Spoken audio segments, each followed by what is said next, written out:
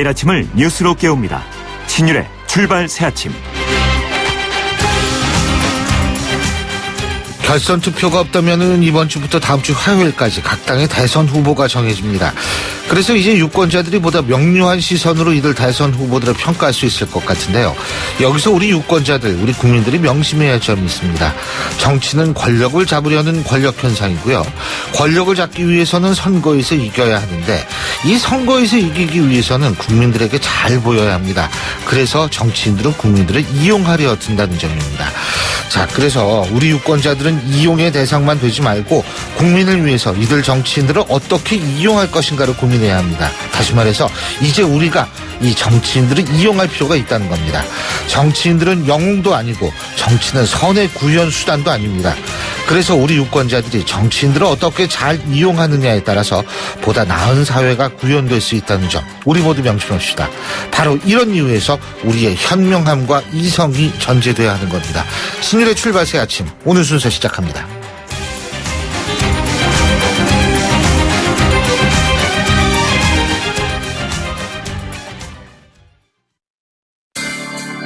모든 자격증 합격 시대 에듀 공무원 시험 합격 시대 에듀 취업 성공의 합격 시대 에듀 이 시대의 모든 합격 시대 에듀 합격의 공식 시대 에듀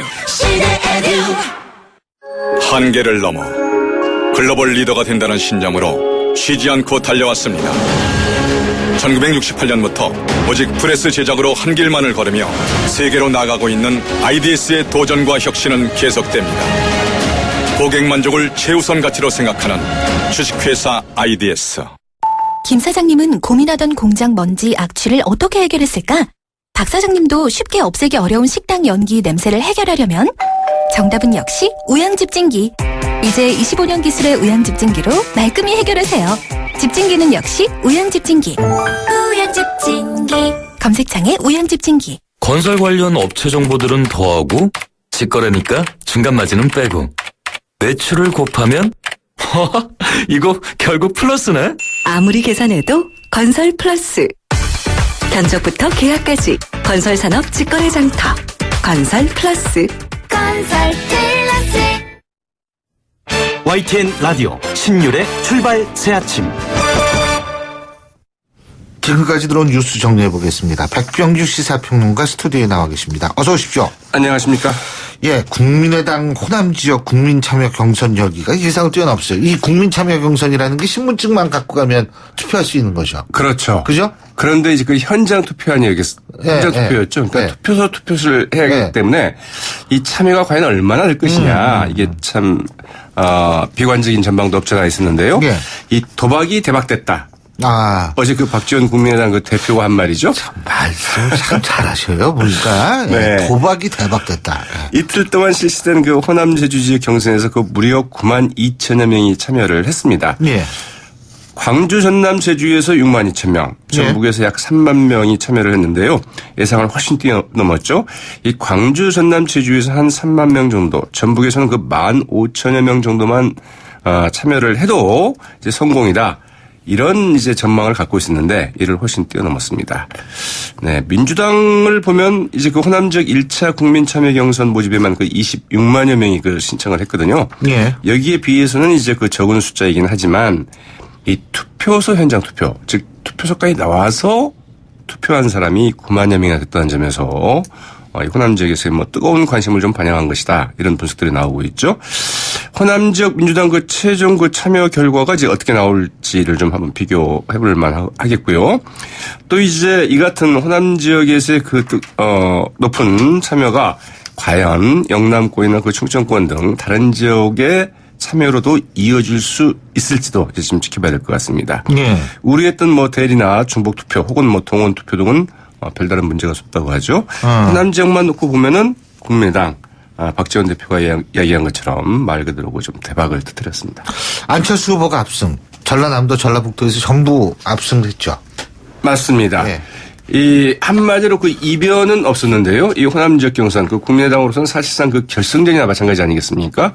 안철수 후보는 그 호남 제주 지역 경선에서 그 64.6%의 득표율로 압승을 거뒀는데요.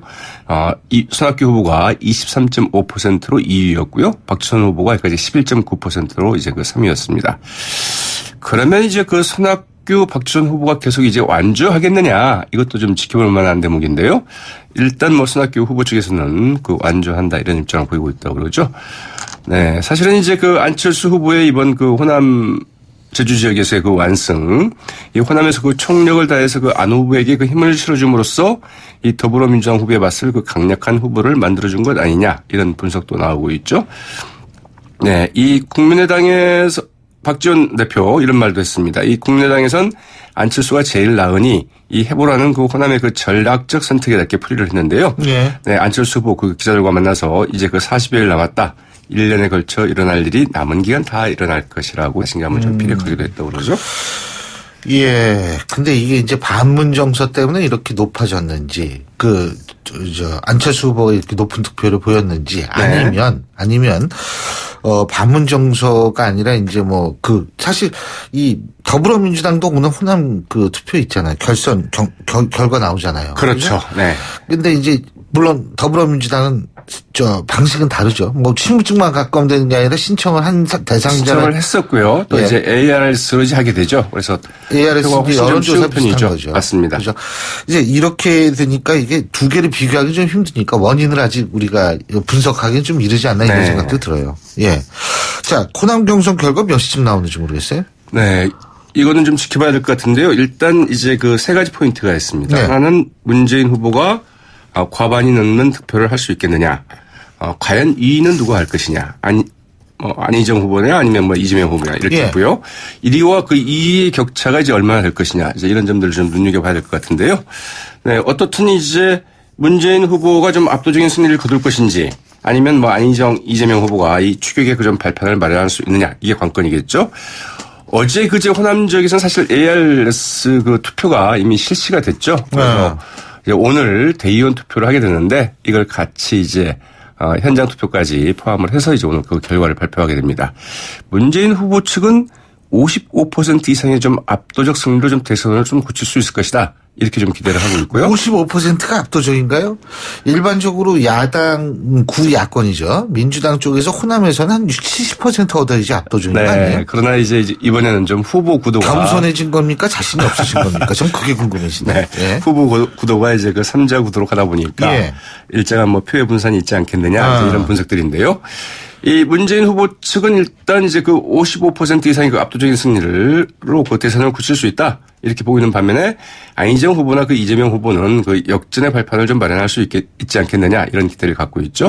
안희정 후보 측은 이 문재인 후보의 그 일단 말실수 등으로 그 호남에서의 그 대세론 크게 좀 흔들리고 있다 이렇게 보고 있고요.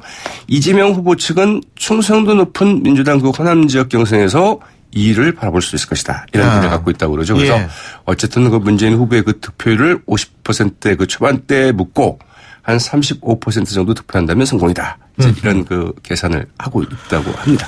예. 더불어민주당 어제 후보 토론회 한 번 더 했죠. 네. 이 토요일 그 청주에서 사실은 그 충청 지역 토론을 가졌거든요.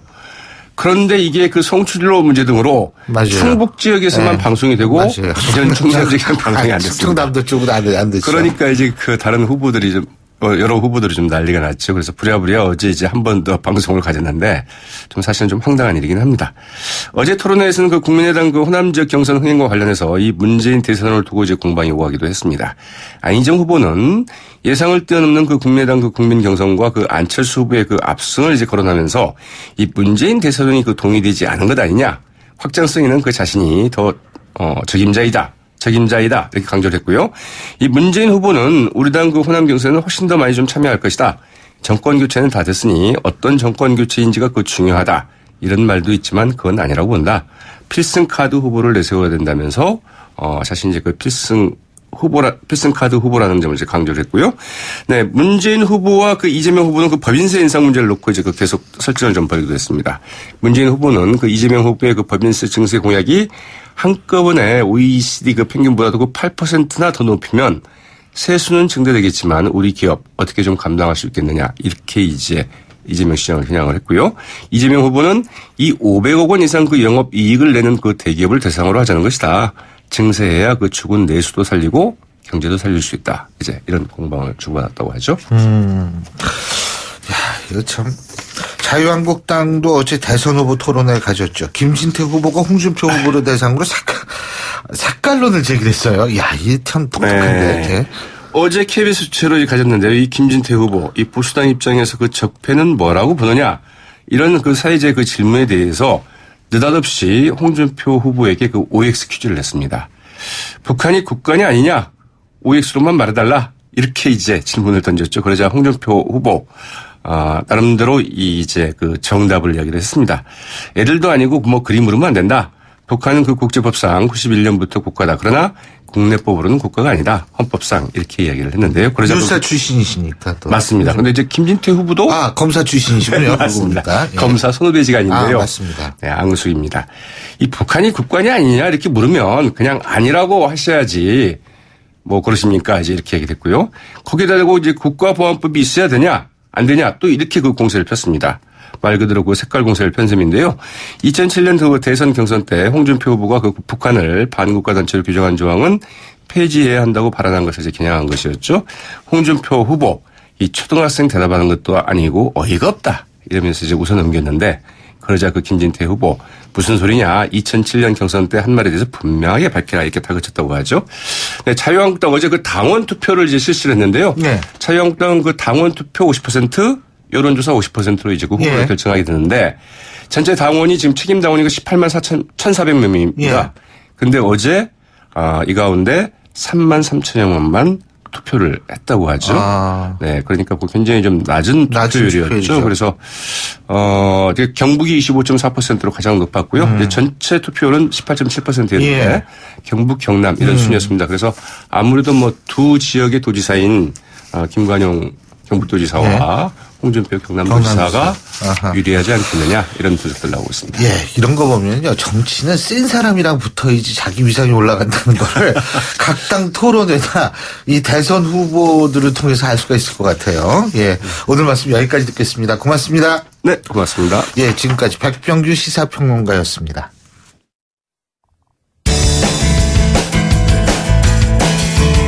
여러분은 지금 FM 94.5MHz로 방송되고 있는 신율의 출발 새 아침을 듣고 계십니다. 의견 주실 분은 짧은 문자 50원, 긴 문자 100원의 이용료가 드는 휴대전화 문자 메시지 우물정 0945번으로 의견 남기실 수 있습니다.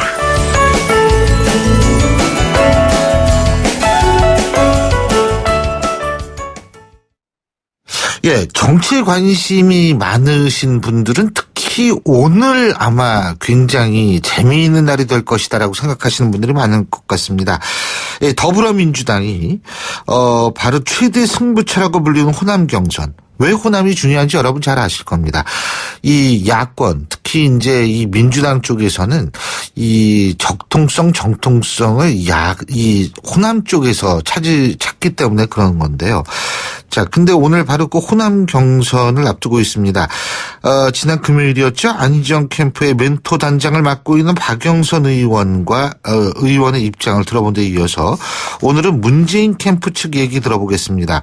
문재인 캠프 공동특보 단장을 맡고 계신 분이죠. 더불어민주당 이춘석 의원 전화 연결해서 입장 들어보죠. 안녕하십니까, 의원님? 예, 안녕하십니까? 예.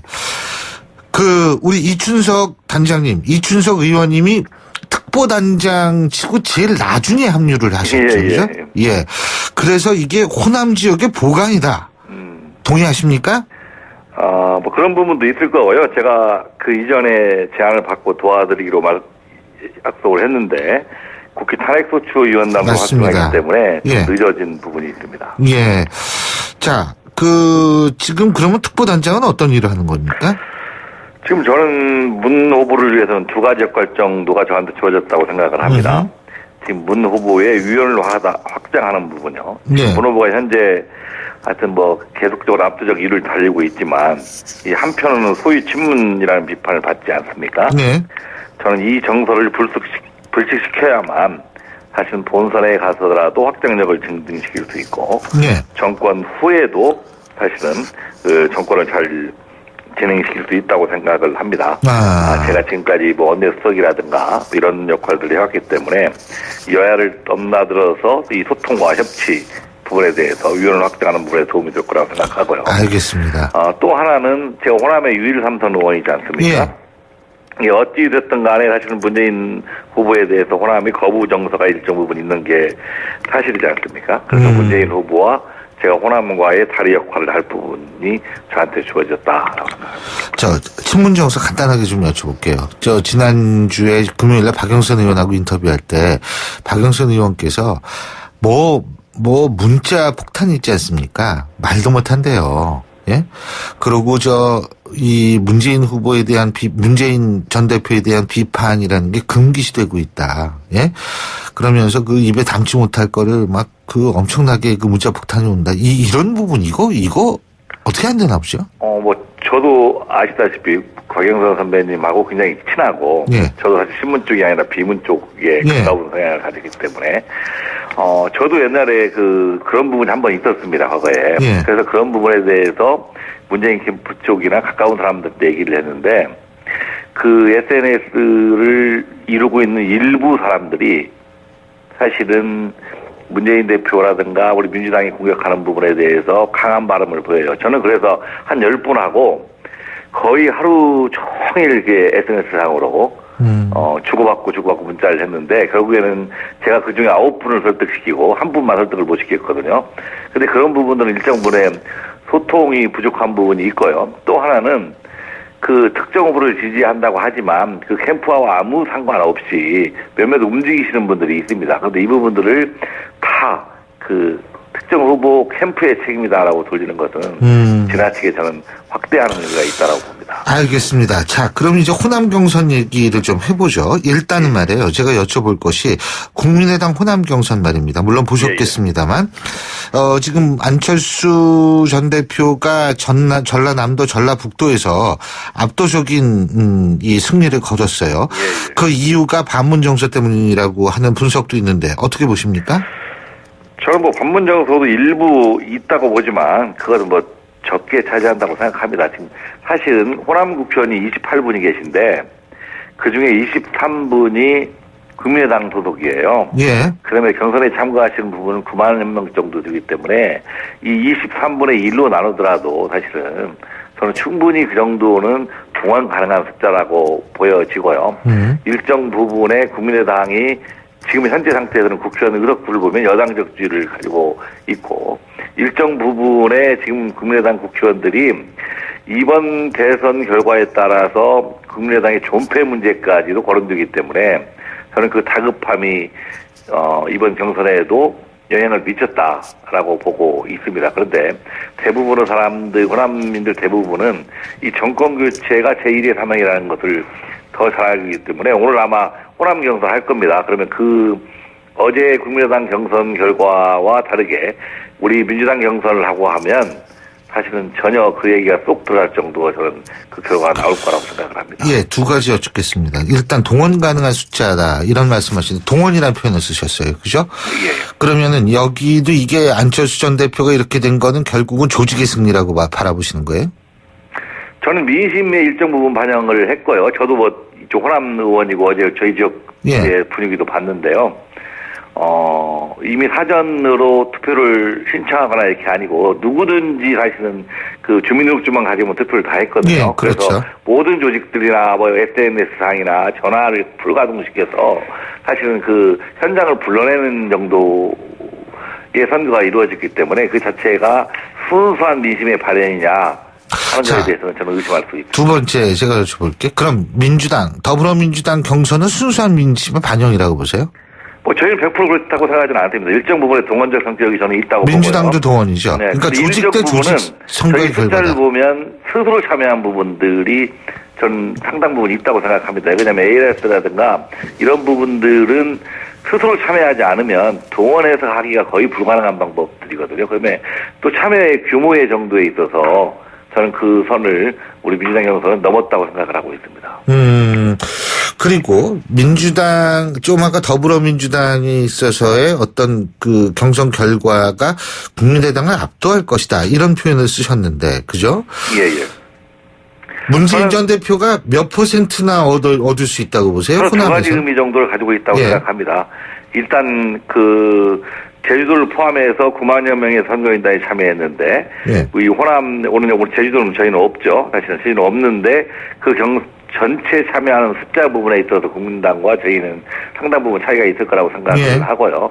또 오늘 선거 결과가 미리 예측하기는 어렵지만 저도 어떤 특정 후보를 통해서 빨리 정권 교체를 이뤄달라 하는 요구가 저는 반영될 거라고 생각합니다. 그래서 어제 안철수 대표가 호남 미저 절대적 지지를 받았지만 오늘 저는 우리 유력한 대선 후보 중에 한 분이 사실은 절대적 지지를 받을 것이다라고 저는 절대적이 몇 %입니까? 저한 60% 정도. 60% 정도만 예. 생각하신다. 예, 알겠습니다. 하지만 과거에요. 이 호남 지역에서 이 야권, 다시 민주당 쪽 대선 후보들은 보통 70~80%의 압도적 지지를 받지 않았나요? 근데 이번에 후보를 보면요. 안희정 후보나 이재명 후보도 상당 부분 지지를 받기 때문에 예. 사실은 경선 과정에서 그 프로테이지 못 치더라도 예. 그 선거가 끝난 후에 합산액을 따지면 다른 당을 압도할 수 있기 때문에 저는 예. 이 부분은 양면성을 가지고 있기 때문에 특정 후보가 70~80% 나오지 않았다고 해서 문제가 있다고 생각하지는 않고 저희 민주당이 전체적인 차지하는 포지션 부분이 더 중요한 의미를 가지고 있다고 보고 있습니다. 민주당이 갖고 있는 포지션이 더 중요하다. 아하. 그러면은요. 자, 문재인 전 대표가 만약 50% 밑의 지지율을 받고 1등으로 호남 경선을 통과하게 된다면 어떤 의미라고 보세요? 그러면 정말 이번 경선은 다이나믹한 경선이 되는 거죠. 어느 정도. 다이나믹하다는 거는 문재인 대서론이 무너졌다는 얘기네요. 그죠? 그렇죠. 호남이 만약 그런 선택을 한다고 하면 예. 저는 투표의 결과는 다른 지역을 마친다고 하면 문재인 대표가 반드시 승리할 것이라는 예측이 깨질 거라고 보는데 저는 오늘 호남의 투표 결과가 그렇지 않을 것이라고 생각을 합니다. 왜요? 이기는 사람은 제가 이쪽에 쭉 반문 정서가 일정 부분 있는 건 맞는데요. 예.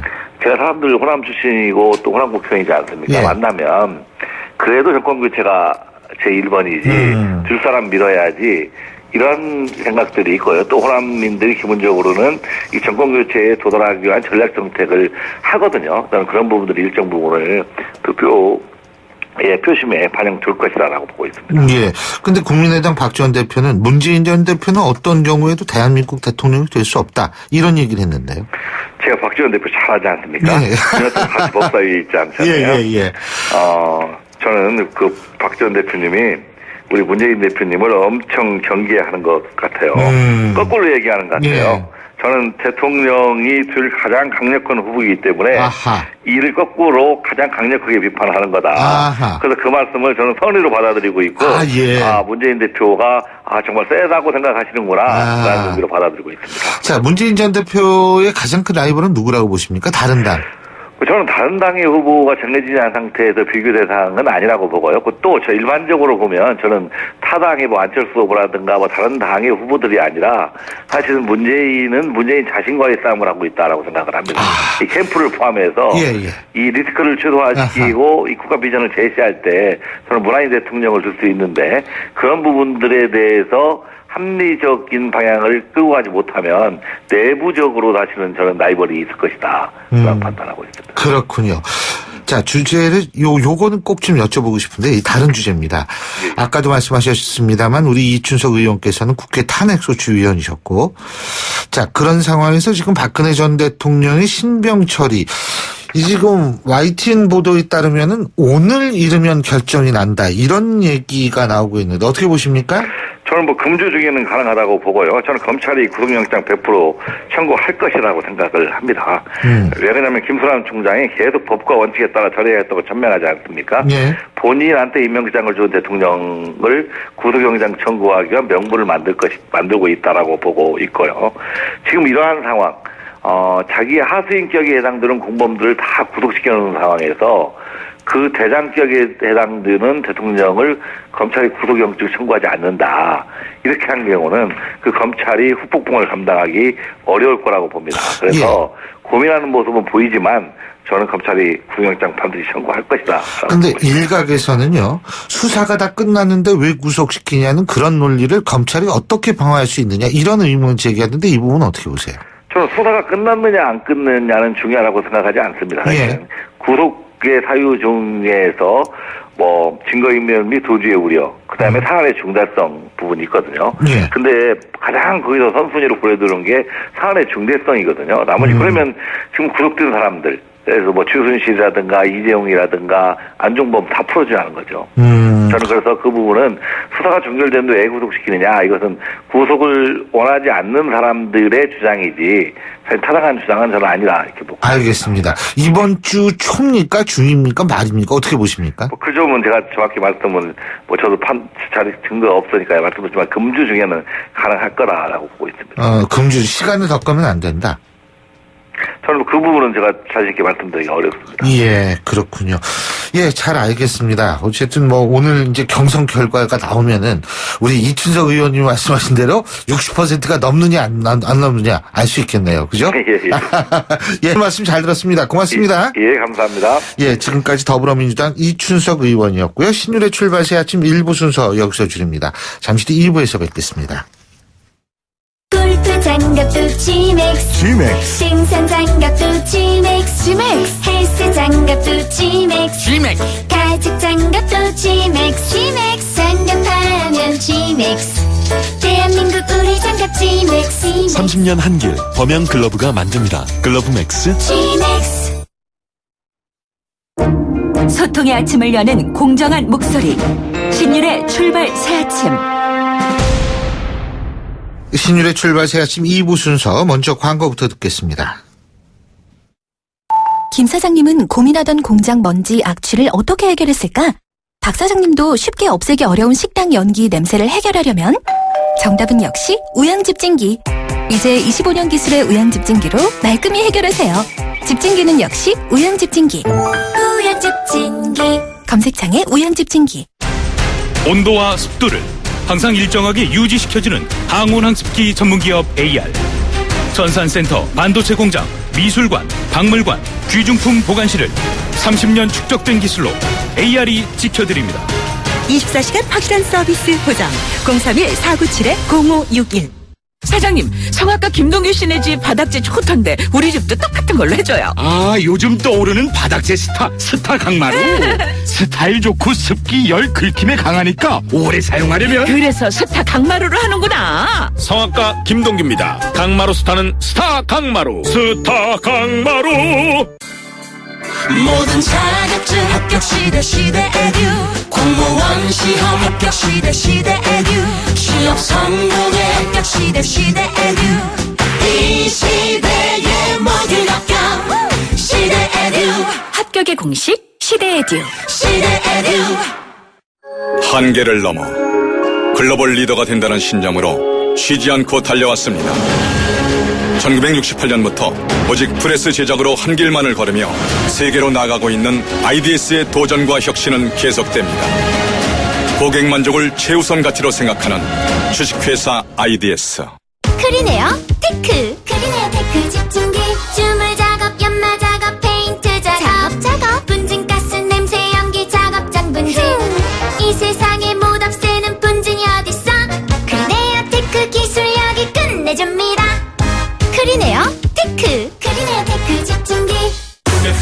안녕하세요, 지드래곤입니다. 시시한 건 시작도 안 하는 제가 요즘 뭐하고 지내는지 아세요? 바로 레볼루션.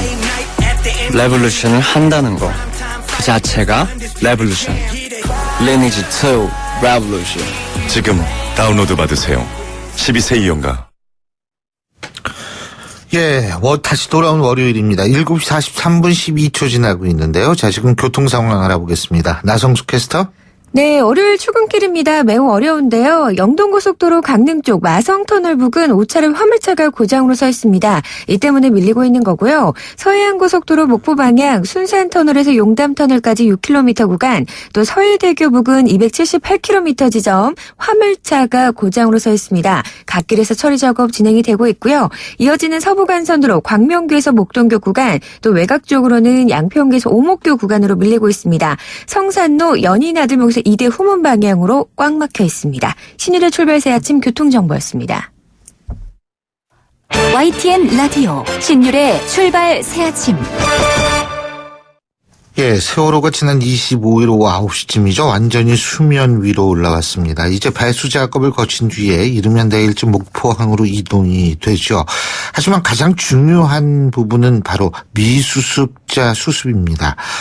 그리고 이제 세월호 침몰 원인도 규명이 돼야 되겠죠. 자, 그래서 내일 국회 본회의에서 의결될 선체조사위원회가 그 과제물을 해결할 주축이 될 거라는 예측이 있는데요. 구체적으로 어떤 역할을 하게 될지, 또 제2의 특조위는 어떻게 되는 건지 세월호 특별조사위원회의 박흥석 전 조사관 전화 연결해서 자세한 입장 들어보겠습니다. 박흥석 조사관님, 안녕하세요. 네, 안녕하십니까. 예. 자, 이제 발수 작업을 하고 있죠, 그죠? 그리고 네. 이르면 내일 목포로 옮긴다고 하는데 어려운 고비는 이제 넘긴 건가요?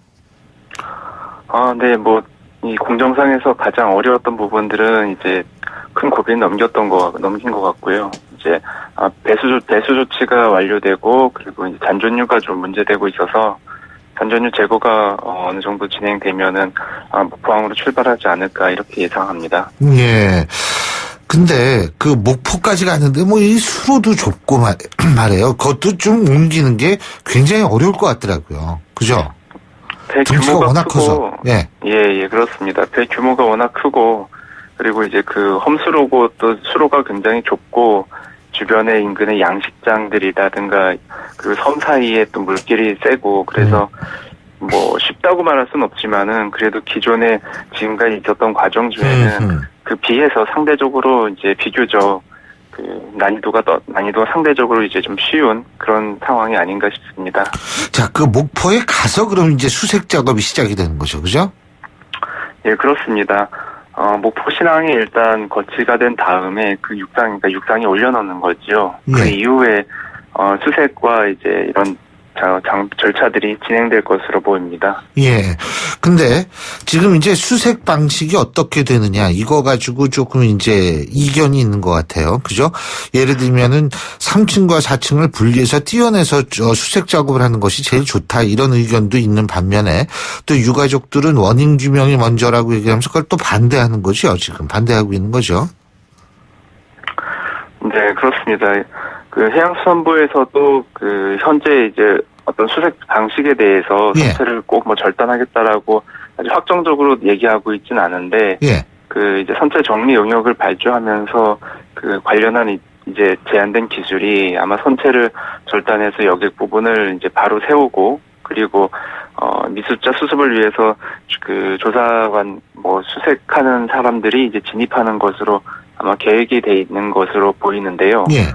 그런데 이제 이 부분에 대해서 그 유가족분들이나 이제 진상 규명을 바라는 입장에서는 그 선체를 그럼 절단을 하게 되면은 이제 선체의 온전성이 완전히 파손이 되고 완전히 훼손된 선체에 대해서 진상 규명하기 어렵다, 이런 건데, 그 유가족분들도 그 선체의 그 조사 수색이 먼저다, 미수습자 수습보다 먼저라는 입장은 아니고요.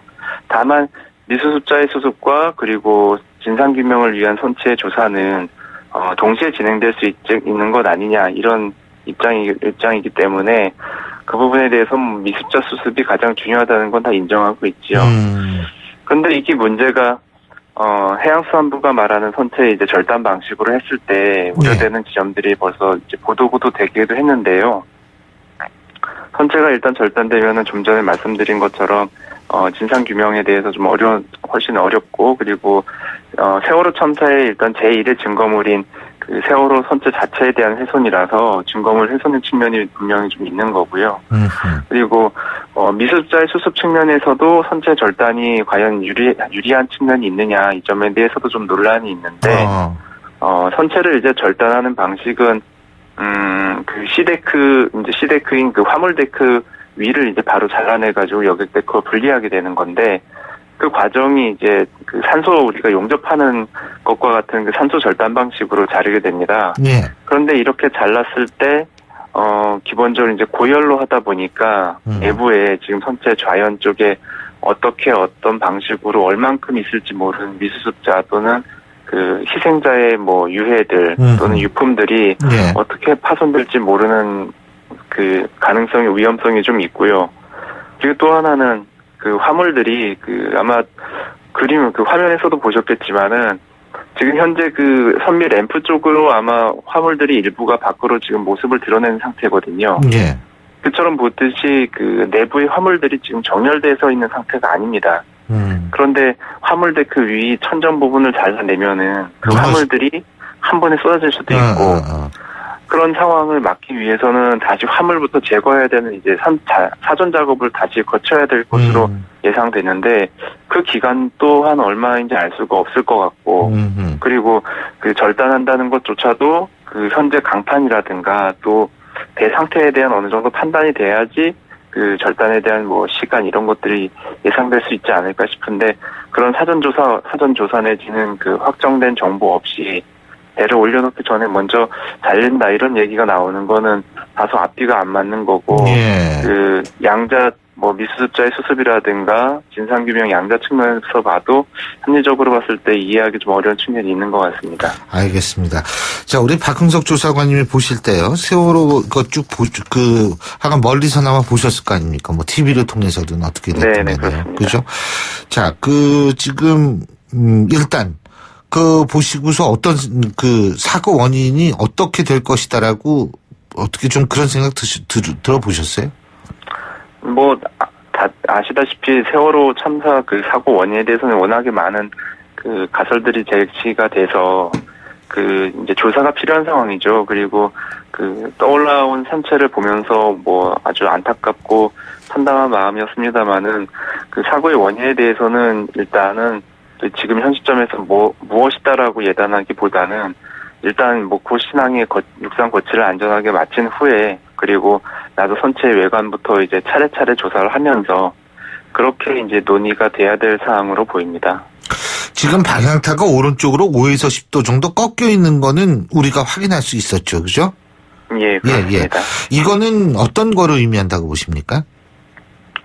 뭐 방향타에 대해서도 그 이제 러더라고 그러죠. 그 러더의 그 정상적인 작동에 대해서도 그 의문이 제기된 부분은 좀 있었습니다. 그런데 그 내용 중에 보면은 이제 그 러더가 그 크기가 워낙 크다 보니까 유압으로서 움직이게 되는데 유압이 제대로 작동을 했느냐, 유압 관련된 기기들이 제대로 작동했느냐의 문제가 여전히 남아 있습니다. 그런데 한편 이제 최초에 세월호가 이제 침몰했을 때의 러더 상태와 지금의 러더 상태 방향이 바뀌었거든요.